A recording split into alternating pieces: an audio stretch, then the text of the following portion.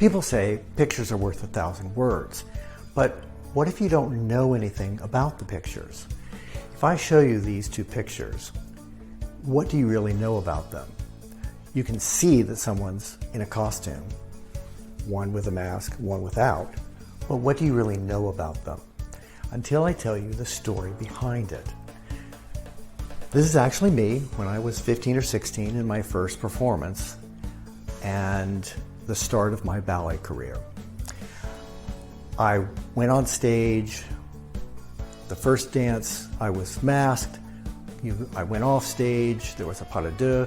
I was supposed to take my mask off, but I'm watching the pas de deux and forgetting what I'm supposed to do. I get back out on stage for the next dance, and everyone else is unmasked, and I realize, oh no, I forgot to take my mask off.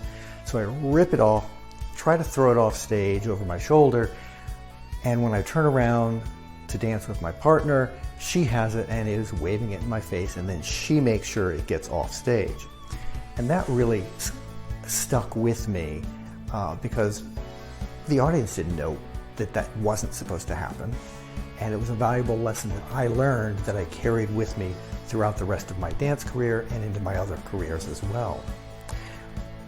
But without me telling you the story, you don't know it. And that's one of the reasons why it's important to tell your story about your photos so that they'll last for generations.